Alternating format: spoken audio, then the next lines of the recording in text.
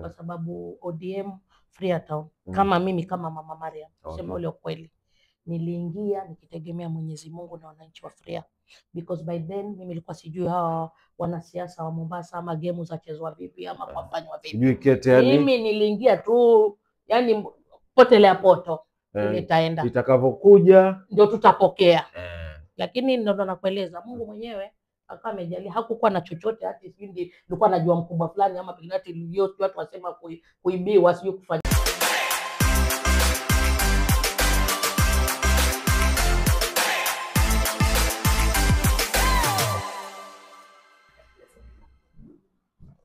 Assalamu alaikum wa rahmatullahi wa barakatuh. Na tumai popote pale ambapo kwamba umeketi kitako, umejilaza, uko kwenye kipando cha kwako, unaendesha gari, uko kwenye kinyozi, uko kwenye kazi ya kwako, uko ofisini kama tulipo hapa, umesubscribe kwa Barisa 101. Hapa tunakwambia siku zote ni hadubini ya elimu, fursa na burudani, kwa sababu hatujaacha lolote, yote tunabeba, manake hili kapo lazima lifike nyumbani likitokea shambani. So karibu sana. Leo hii bwana, katika pita yetu tiko katika afisi ya wadi ya Freetown katika eneo bunge la Nyali, ambapo ni jimbo la Mombasa na mstahiki gavana Abdul Swamad Sharif Nasir, lakini spika lazima tumtaje kwa sababu tuko kwenye ofisi ya mwakilishi wadi ambaye anakaa kwenye bunge la spika. Maarufu nisimtaje na jina lake ama Harub Hatri, ilo jina la majazi.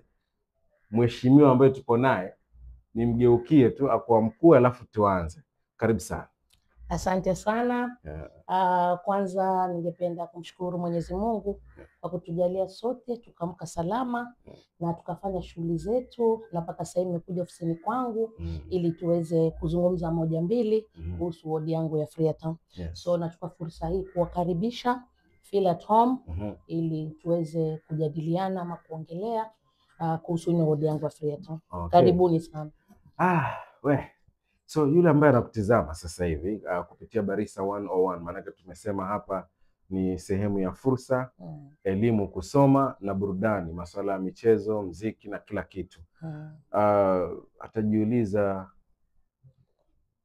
Mariam Baimu ni nani kwanza, kabla ya kuwa na huu uheshimiwa ambao wakaazi wa wadi ya Freetown wamemheshimisha. Ni nani kabla ya kupewa hiyo heshima? Shukran sana. Huyu Mariam Sharif Baimu ni mzaliwa wa hapa Mombasa. Nilizaliwa Lady Grigg, wakati wa Kosjendo likiitwa Lady Grigg. Na nikalelewa kusema kweli sehemu inaitwa Majengo, Vita pale Majengo sokoni. Hapo ndio wazazi wangu kwa tunalelewa ama kuishi, nyumba ya mzee wetu babangu. So nilikulia pale na nikaenda shule ya Star of the Sea. Nilisoma Star of the Sea from nursery mpaka form 4. Star of the Sea. Hino munaifahamu. Mpaka form 4. Nikiingia gate ya kwanza ya nursery nikatoka, kaingia gate ya primary nikatoka, kaingia gate ya secondary nikatoka. Then eventually after nikimaliza form 4 nilipita, nashukuru Mungu, nikaenda high school. Wakati huo sisi tulikuwa tuna hiyo mambo ya A level. So I went to my A levels at Mary Girls High School, Taita. Nikakaa kule 2 years. Mari Milimani. So, yes, papa ndio nilipata A level masomo yangu. Sana. Pengine bibi ni wa huko nini? Tuendelee. So kwa ufupi nilipomaliza Mary Girls, nashukuru pia nilipita. So I proceeded to kufanya kazi mwanzo nikiwa bado niko msichana, hotel industries, several of them, because my mom alikuwa employed in Malindi. So niko na yeye Malindi. And then kuna hoteli kadhaa kule nilifanya kazi. Malindi, yes. So, hotel Mombasa, industries, yes. Ukaenda zako Taita, ukarudi ukaenda Kilifi. Yes, county. Yes. So kule nilifanya kazi, nilipomaliza kufanya kazi kule ndio nikapata kazi ya wakati wake itwa KPL, Kenya Post and Telecommunication, ambapo ni idara yetu ya posta. So I was employed pale capacity ya clerk, Na nilifanya pale miaka kadhaa sana, nikuhudumia watu mambo ya mabill manake nilikuwa account section. So nikawa nahudumia watu mambo ya bills zao, kukiwa kuna query mtu ana shida nayo. Tumeanza kuzishika kitambo, alhamdulillah. Alhamdulillah, tumetoka mbali. So after eventually when I nikachukua early retirement mimi mwenyewe 2009. So ulikuwa na miaka mingapi hapo ukichukua early retirement? I was very young, nilikuwa sijafika, I think I was 30s if I'm not mistaken. Manake mnakumbuka 2007 kulikuwa na mass retrenchment. Yes. Poster. Yes. So mimi sikwenda na hiyo retrenchment, mimi nilibaki. Namshukuru Mungu. So 2 years later ndio mimi mwenyewe nikachukua voluntary early retirement. Niliandika mwenyewe. Kwa nini lakini? Niliandika mwenyewe kwa sababu ilikuwa all those 2 years wale watu wengi sana walifutwa, wengi sana, zaidi ya nusu. Yes. Workforce. Lakini funny enough ikawa hatujaajiriwa wengine. So tulikuwa tunafanya almost kama double shift kama mara 3 yake. But the salary ikawa bado ni ile. And I believe at that time nilikuwa tena mtoto mdogo, so ikawa natoka kazini kuchelewa, naenda very early in the morning, nashinda paka usiku. Naweza fika kwangu saa 3 za usiku. Hiyo hapo wakati huo uko wapi sasa? Wakati huo nilikuwa naishi Barsheba. Because already now by then nilikuwa nimeolewa. Na nikawa niko na my first born sasa mdogo sana bado. So ikabidi sasa nikafikiria kazi ni nyingi, mshahara ni mdogo. So nikaonelea tu niweze kuchukua early retirement. There was no increment in the salary. Nikaona tu niache kazi. So kwa ufupi nilipoacha ile kazi 2009 nikaja kufanya mambo ya mama mtaa. Mama mtaa au maanisha village elder. Hapa Bombolulu pale naishi mpaka sasa. Nikachaguliwa mama mtaa pale. So in short nika proceed mama yangu ya mtaa. Nikafanya pale kama miaka 7 I believe. Ikatokea nafasi ya assistant chief Tononoka. I applied it.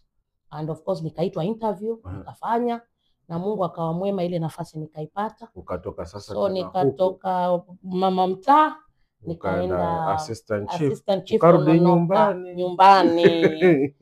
Na nikirudi tu nyuma kwa family life niko na mume wangu na watoto 2. Yes, na sasa nashukuru watoto wamekuwa ni wakubwa.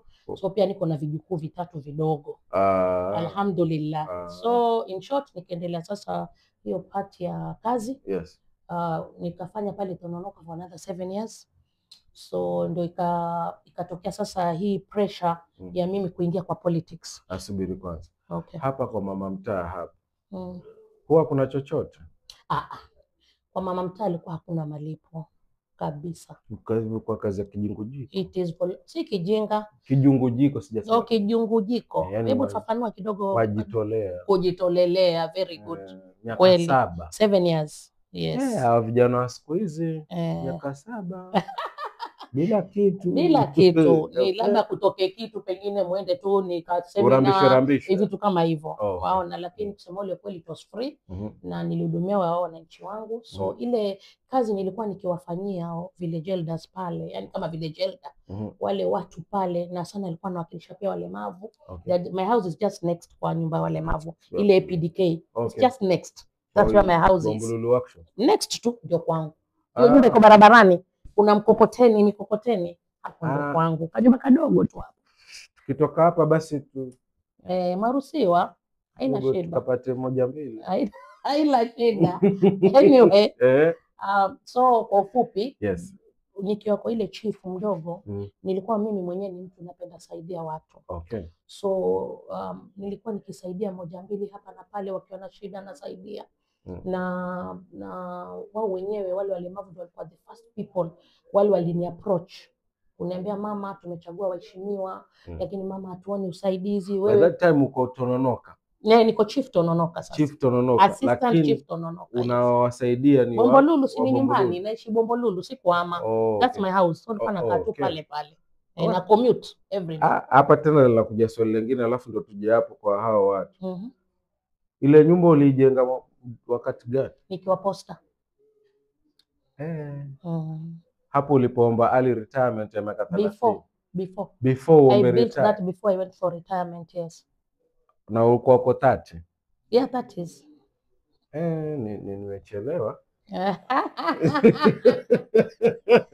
Okay. So tukiendelea mbele watu wa kwanza kuni approach nisimame, actually mimi as an administrator. Yes. Administrators kila siku ni watu wako straightforward.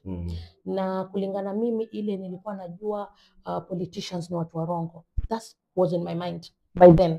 Ni watu warongo, wanadanganya watu tutawafanyia hiki, mkinichagua nitafanya hiki. But when you as an assistant chief now, nikiwa assistant chief. Wajua hawa siamini, yani politicians na mimi ni ardhi na mbingu. Sawa? So when wale walemavu waliponi approach, na ni watu wazima of course, wana watoto wao nini, mama tunataka usimame, mama tunataka usimame, bila unatusaidia tuna imani ukiingia hiki kitu tutatusaidia zaidi.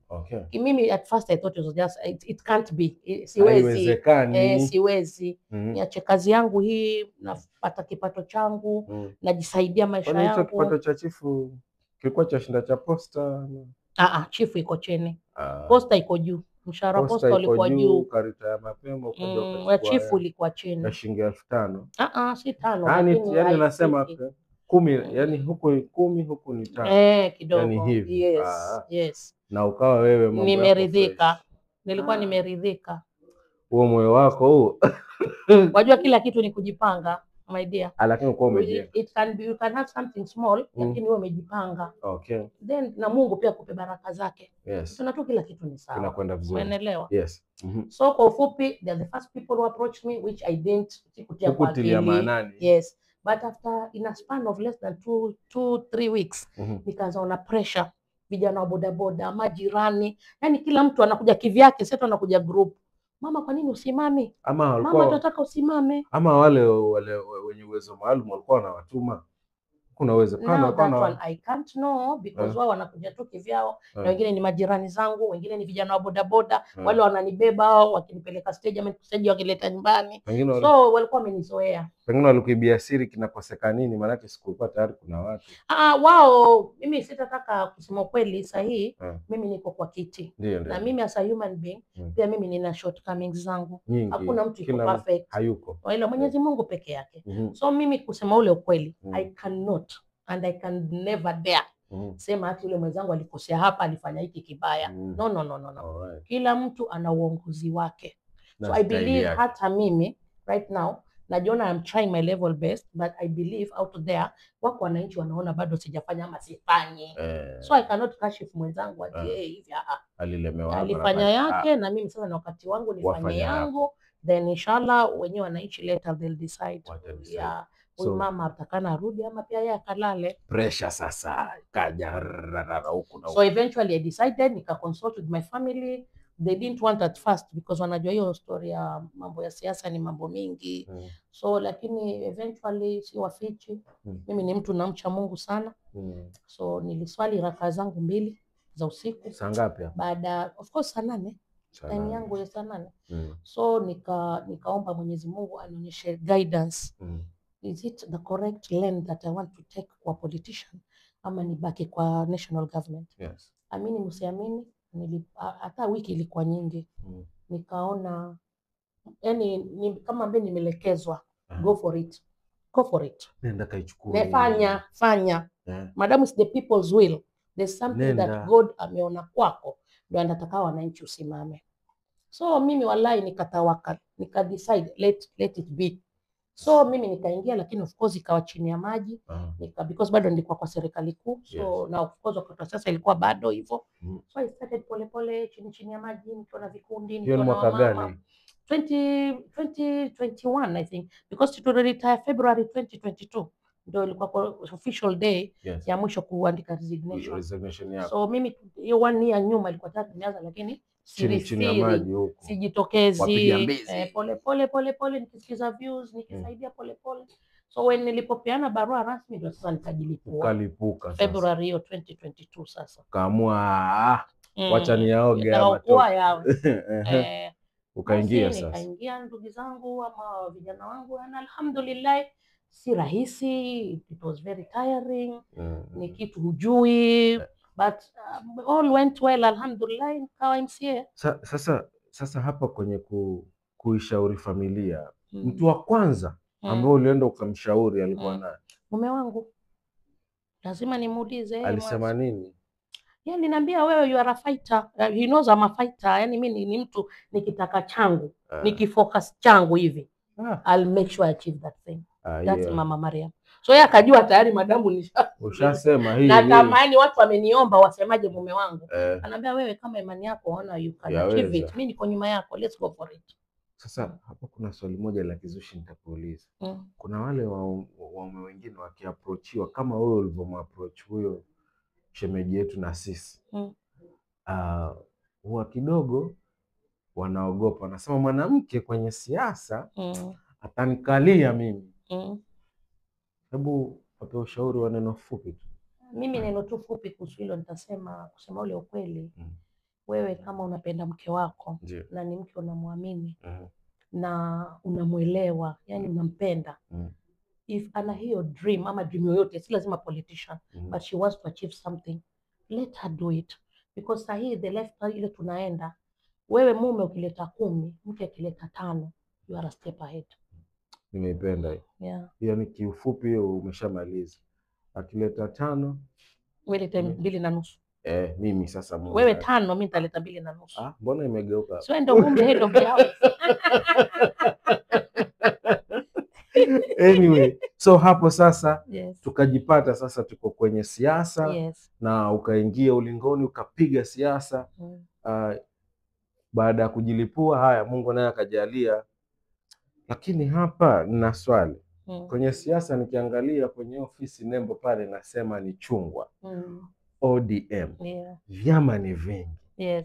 Mbona ulipozama huko wakati una nini ukaamua chama ni chungwa? Maana mimi kuamua chama ni chungwa na mpaka kesho kutwa imani yangu iko kwa chungwa ni kwa sababu lazima uwe kuna strategy zako ama projections zako za kesho.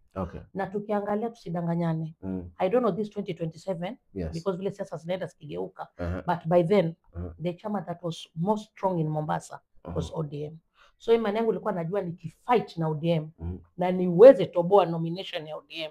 Nilikuwa na imani kubwa kupata hiki kiti itakuwa rahisi. Sio ni true pass. Because chama zingine huwa ziko ndogo kushinda ODM. Kwa nguvu. Kwa nguvu. Mombasa County. Now lazima ulienda nomination. Ulienda nomination na nani?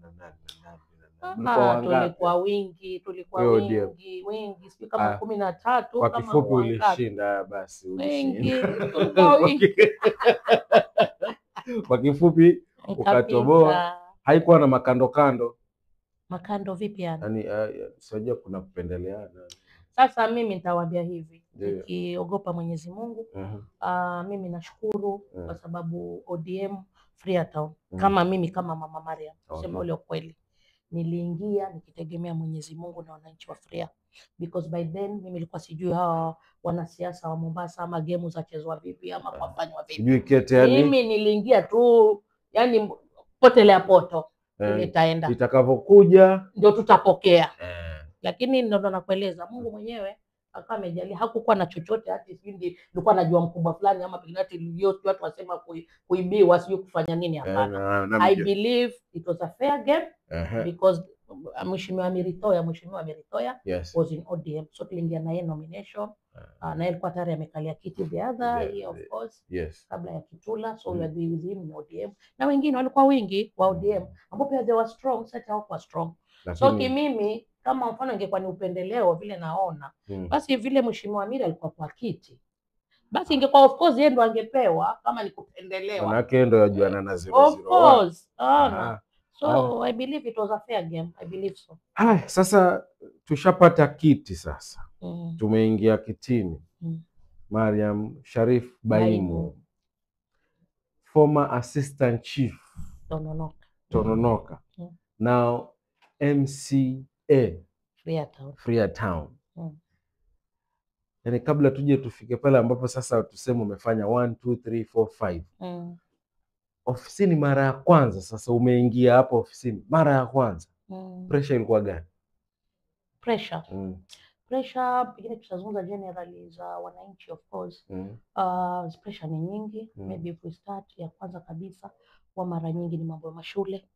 Utaona ikifika kama Januari, ikifika Mei, watoto wanaripoti ile, ikifika Septemba, hii ofisi inajaa watu wananchi. Wengi utaona maskini wengine ni shida za school fees, watoto wamefukuzwa ama hawana, wengine ni kama Januari ni maloka, wengine ma school uniform, wengine ni biashara wa mama wanakuja tofauti wakati tofauti, biashara imeanguka mama, wengine hata mimi vile nilikuwa chief, wengine hata ni personal issues, wana issues na mabwana zao, bado mimi nabeba kama MCA kama chief issues na issues za personal pia hapa naletewa mimi.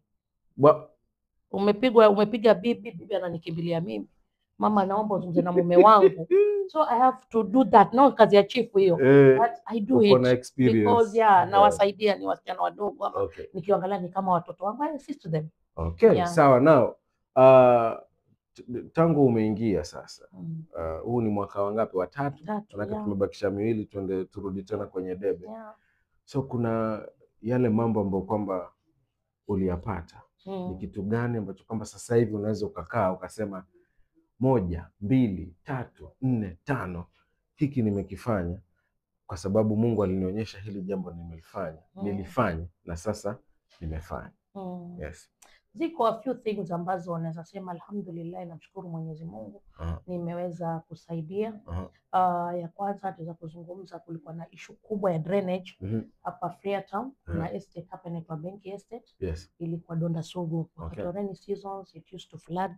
Manyumba hata watu zinaingia mpaka kwa manyumba, wengine wakigura. Yes. Basi alhamdulillah the first year tu nikiingia I fought for it, na tukaweza engineers wakaja wa county government na tukaweza kuweka hizo hizo za kupeleka maji za nini zile mabomba yale makubwa ya kupeleka ambayo ilitoka hapo Benki Estate ikapita kando kata hii barabara mpaka hiyo kona ya uwanja hapo. Hapo pana nini kubwa sasa drainage ya kwenda kwa bahari.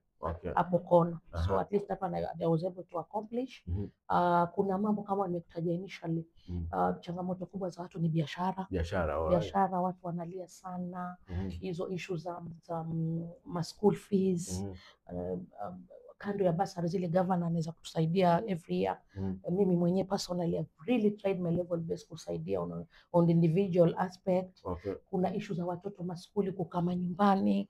Wengi walipoko wazazi wameshindwa kuwapeleka mashule ama ni drop out, mimi nachukua initiative mwenyewe kuzungumza na walimu wa mashule. I ensure they go back to school. Ikiwa mzazi ameshindwa ni uniform, I go out of my way niweze kushona yule mtoto uniform, ni vitabu, ni ngangane, pengine ni mzazi ngangano uchukue hiki, mimi nikuchukulie hiki, but I ensure that child goes back to school.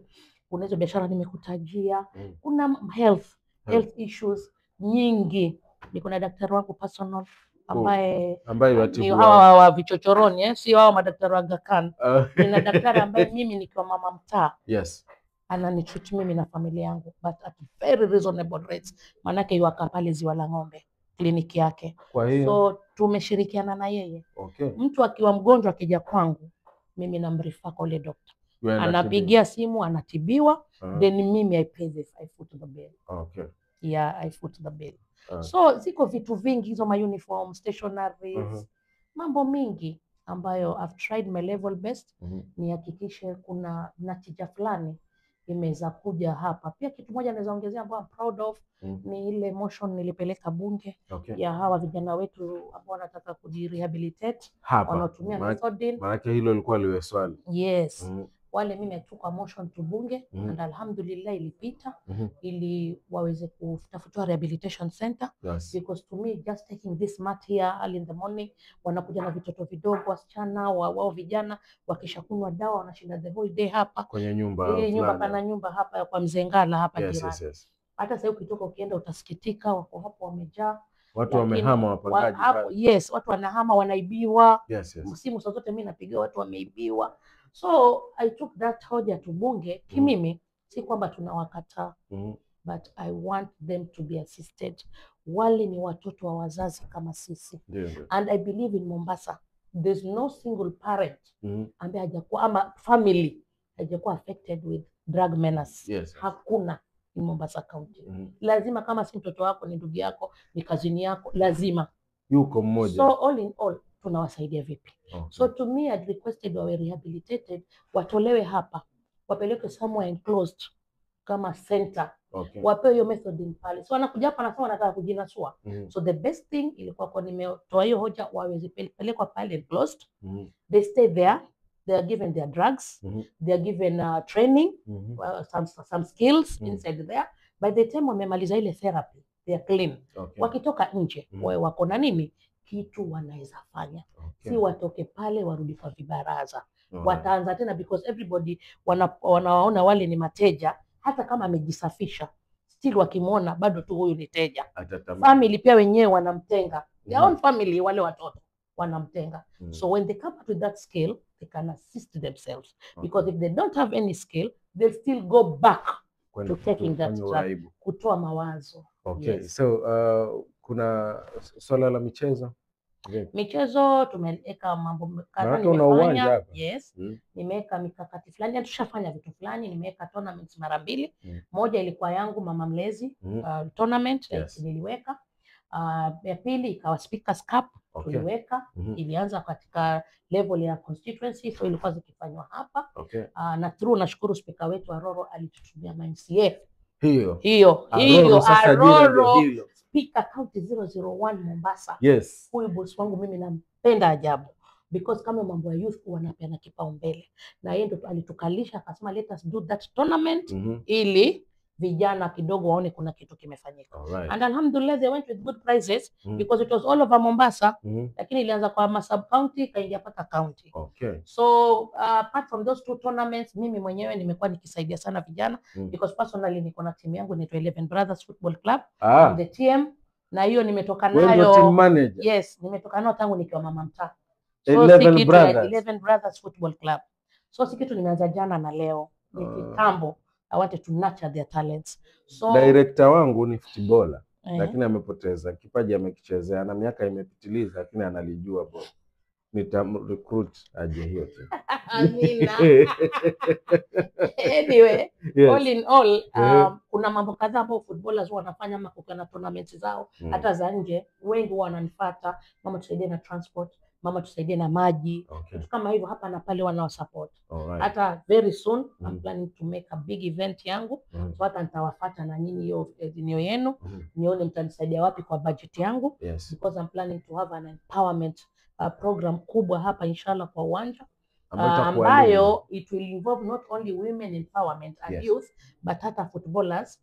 I'm planning not to make a football match ama hizo tournament. No. I want to empower them with things kama ni mipira, ni beads, ni cones, ni jersey, those things. When TM kweli. That's what I want to empower the few groups in Freetown. So that's what I'm planning to do, and inshallah nataka isipike miezi 2 with that event I've hosted it. Na hiyo pia nataka kufuata gavana wetu Abdulswamad Sharif Nassir, nataka kufuata Roro, nataka kufuata all stakeholders wangu wa Freetown, mawaziri wa sports, mawaziri wale wengine, everybody who can contribute 1 or 2 things so that we make a good empowerment hapa nje, angalau watu wajue mama ameweza kutuleta kwa pamoja, not only women but hata wale mayouth. So tukimaliza, maana naona madirector wangu wanalipatia indication. Mama Mlezi, uongozi wa mwanamke kwa kifupi unaozungumziaje? Kwa kifupi sana. Maana nimekuona una passion kubwa. Tumezungumza na viongozi wengi kina mama, lakini passion yako very different, elective, iko electric, nguvu iko gera. Yani sijakaa na mama akanambia yeye ni TM wa timu na ana football club, alafu anajua kona, anajua jezi, anajua nini. That hiyo siwezi ipinga. So kwa kifupi sana, uongozi wa mwanamke unaonaje kaunti ya Mombasa na nchi? Okay, na future yake. Okay, kwa ufupi tu, uongozi wa mwanamke una a lot of challenges. Manake utaona kitu ya kwanza, especially on the gender side, wanaume kwa mara nyingi wanaandamana wa mama. Hata pale bunge tunaona wanaume wengi wanapata zile position kubwa, mauchea zile finance wapi zinachukuliwa na wanaume. It's as if sisi wa mama hatuwezi. But sisi this time na imani ile wa mama ambao tuko pale bunge, manake elected I think we are 6 if I'm not mistaken. Elected. Nominated I think they are around 8-9 there. Wa mama. So I believe tuko na ile power pia pale, na wote ni wa mama ngangari. And I believe tuko na usemi na yote 9. Narejelea tena, speaker wetu kitu tunampendea, mimi mama Mariam nampendea, hana ubaguzi. Hana ubaguzi wa rangi wala wa gender wala wa nini. He's a very straightforward man, there's an issue, anaiweka kwa table, tuna deliberate sote kwa pamoja, viongozi wanawake na wanaume, tuna move forward. Huyo ni Aroro. Ni Aroro. Tu, sisi wenyewe kama mama, mimi kama Mama Mariam, I believe what a man can do, a woman can do better. As long as wewe kama mwanamke, tena leader, yes, you should ensure una ile nguvu na ile ujasiri kwamba I can do more than whatever my counterparts have done. Once uko na hiyo ndani ya imani yako, na pia of course tusitoke kama Mungu mbele. Provided unaweka tu Mwenyezi Mungu mbele kwa jambo lako lolote. Wallahi mitingisho itakuwa mingi, lakini utasimama victorious. In the end utatoka umeshinda. So changamoto kwa mama viongozi ni kubwa, lakini at the same time pia wamama katika hizi post zozote, not only ati mambo ya parliament, any position, hata hivi meza iko na sisi hapa. I don't know what capacity mko nayo kwa hiyo kampuni yenu ama hiyo podcast yenu. Yes. But I believe whatever she does even can be even more than whatever mwanamume unafanya. So leo hata wamenipendelea give us the women, yes, the chance tuweze kuonyesha kwamba hata sisi tunaweza, sisi wamama tuna imani, sisi wamama tuna huruma, but at the same time behind all this huruma na nini, a woman is a strong person. Anabeba kila kitu. Take home. Yes. A woman is a strong very person. Very strong pillar in anything. Kila kitu. So ni 2 term ama continuous terms? Ama 1 term? Mimi katika hiyo kuzungumza nitazungumza tu kwa chache sana, because I believe on one thing. Yes. Mimi am doing my part as a leader. Yes. Na jaribu kadri ya uwezo wangu na imani yangu kama binadamu. Naomba Mwenyezi Mungu anijalie kama itakuwa hii kiti ina heri na mimi 2027 palipozima na uhai nikipate hiyo MCA bado. Nipate nguvu zaidi, nini watu wangu wafrewe na imani zaidi, wani re-elect back. Yes. Iko ta re-elect back nitasema alhamdulillah. Yes. Na kama pia sitakuwa re-elected back nitasema alhamdulillah. Tutakunominate. Lakini kidogo nataka ongea kitu. Manake pia I'll not be fair. Niseme kwamba I'm thankful to my speaker. I should also be thankful to my governor. Okay. Because Abdulswamad Sharif Nassir, governor wetu, pia ni mtu ambaye anabidii sana kuhakikisha mwanzo part ya education amekeka kipaumbele. As I'm talking to you people, inshallah, hii wiki tayari juzi jana leo nafikiri bursary za day school zimepelekwa because kulikuwa na delay because of national government, walikuwa kidogo wamekanyagia, but now zimetolewa kwa day schools na inshallah tushapata information on Monday. Sisi tunaenda kuchukua za boarding. Sisi MCA because governor za day anapeana direct schools, za boarding zinaletwa kwa MCA. So mimi namshukuru governor not only on that, there are many things ambazo governor anajaribu kutusaidia sisi na tunamshukuru, mimi personally namshukuru. Lakini above all pia namshukuru sana speaker wetu. Ni a person ambaye Freetown Ward mimi kama mama nikimlilia boss pana hivi na hivi na hivi nisaidie Aroro arudi nyuma. So mimi nashukuru sana wakubwa wangu hao na hata my fellow MCAs and everybody who contributes, ni mawaziri who contributes to my ensuring that Freetown we are moving to the next level. I'm very thankful to them. As I'm speaking to you, I'm proud that today I'm expecting Waziri Dan Manyala hapa Freetown kitu saa 8:30. Ameniambia he'll call me. We are going to him to Junda. Kuna pahali panaitwa Junda. Mimi nimetukanwa sana na wananchi because of that area. Shida ni drainage. So I'm thankful that kilio yangu imeweza kumfanya leo waziri is coming. Pia ninamshukuru sana. So all in all, I'm very thankful to everybody who is participating and ensuring that Mama Mariam Freetown ana deliver. I'm very thankful for that. Oh yes, ni Mama Mariam Baimu. Katikati ni Sharif. Ukisikia jina la Sharif si la kitoto. Ni jina zito sana. Leo tumekuja hapa. Amezungumza utafikiri ni mwanamke, lakini ni mwanamke wa kweli. Alafu kuna wanaume amewatangulia kweli. So nafikiri umesoma kwa sababu umepata elimu, kwa sababu hapo pia umepata fursa, lakini kupata burudani la maneno pia umepata. So sisi bana tuiachie hapo kwa leo. Naamini kuna siku nyingine tutarudi tena hapa, atatuzungusha kwenye ile miradi ambayo kwamba imefanya kazi. So subscribe kwa Barisa 101 uweze kuenjoy upate mahojiano hayo. Leo ni mwanzo, hatukomi. Freetown yetu sote na mheshimiwa yuko hapa. Thank you so much. God bless you so much. Asante.